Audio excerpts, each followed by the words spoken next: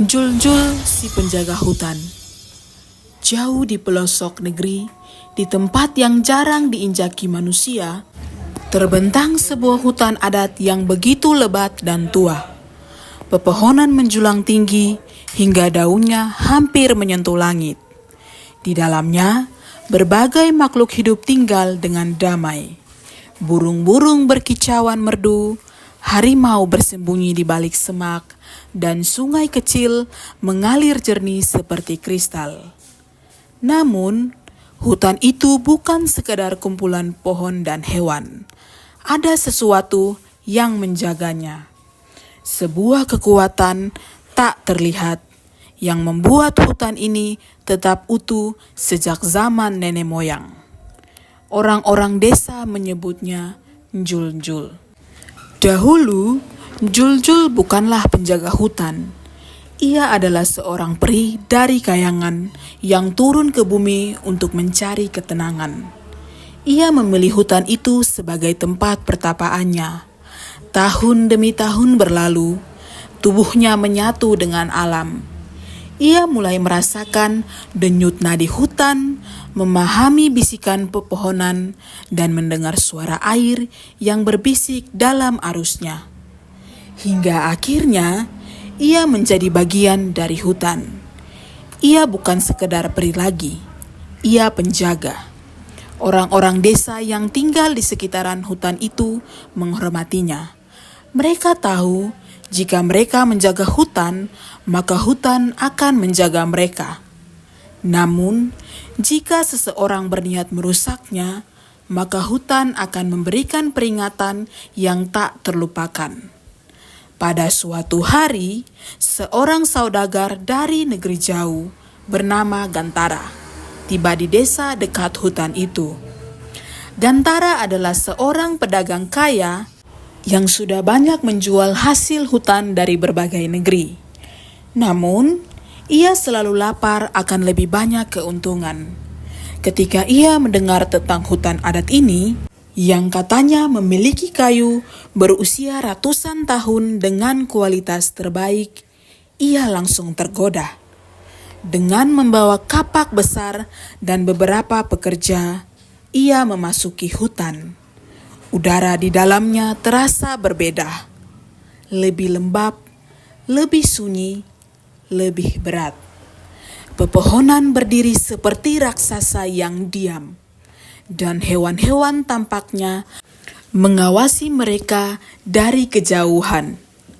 Namun, Gantara tidak peduli.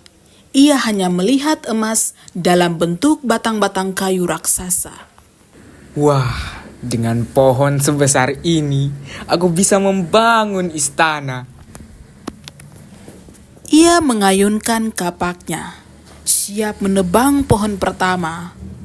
Namun, begitu kapaknya menyentuh batang pohon, angin kencang bertiup, daun-daun berguguran dari atas, melayang seperti ribuan mata yang memperhatikan mereka. Pepohonan di sekitar bergoyang meskipun tak ada badai. Para pekerja mulai merasa tidak nyaman. Aku merasa diawasi, seperti ada yang mengintai dari dalam hutan.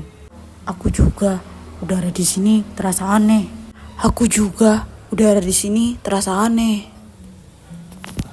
Namun, Gantara hanya tertawa. Dasar penakut, ini hanya angin. Kita tetap menebang. Ia mengayunkan kapaknya sekali lagi. Saat itu juga, sesuatu terjadi. Kabut tebal tiba-tiba turun dari langit, menyelimuti seluruh hutan.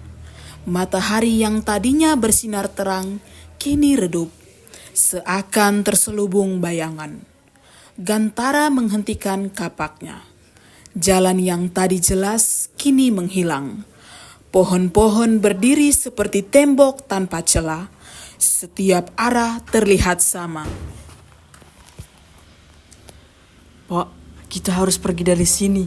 Kita tersesat. Aku merasa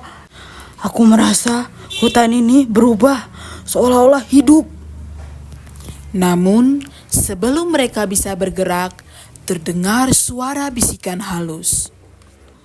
Pergilah, tinggalkan hutan ini. Suara itu datang dari segala arah, bukan suara manusia, bukan suara angin. Itu suara hutan. Kemudian, dari dalam kabut muncul sesosok makhluk misterius. Jul-jul. Tubuhnya tinggi, berjubah hijau yang menyatu dengan dedaunan. Rambutnya panjang seperti akar dan matanya bersinar seperti bintang di malam kelam. Kalian telah mengusik kedamaian hutan ini. Gantara mencoba berbicara, tetapi tenggorokannya tercekat. Suara Jul-jul bukan suara biasa. Itu suara yang berbicara langsung ke dalam jiwanya. Siapapun yang serakah akan mendapat ganjarannya. Seketika hutan bergerak. Pohon-pohon yang tadi dia mengubah posisinya. Tanah bergetar, akar-akar mencuat dari tanah, dan suara gemuruh terdengar dari dalam bumi. Gantara dan pekerjanya berlari. Namun, kemanapun mereka pergi, mereka selalu kembali ke tempat yang sama, di bawah pohon raksasa, tempat mereka mulai menebang.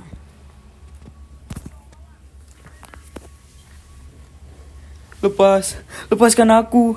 Aku tidak akan menebang pohon ini lagi. Namun, Jul-jul hanya menatapnya. Alam ini tidak mudah memaafkan. Akar-akar semakin erat melilit kaki mereka. Pepohonan menutup celah terakhir dari langit. Dan dalam hitungan detik, mereka menghilang ke dalam kabut. Sejak saat itu, tak ada yang pernah melihat Gantara dan para pekerjanya lagi. Orang desa yang berada di dekat hutan itu tak pernah berani merusak hutan lagi. Jika ada seseorang yang berani mencoba mengambil sesuatu dari dalam hutan secara berlebihan, akan selalu ada tanda-tanda alam yang muncul. Angin kencang, petir yang menyambar tiba-tiba, atau suara-suara bisikan di tengah malam. Mereka percaya bahwa Jul-jul masih di sana, menjaga, mengawasi, dan siap memberikan hukuman bagi siapapun yang berniat jahat. Orang-orang desa pun berkata, Hutan ini bukan sekedar pohon, ia memiliki nyawa, dan Jul-jul sang penjaga akan selalu ada di dalamnya.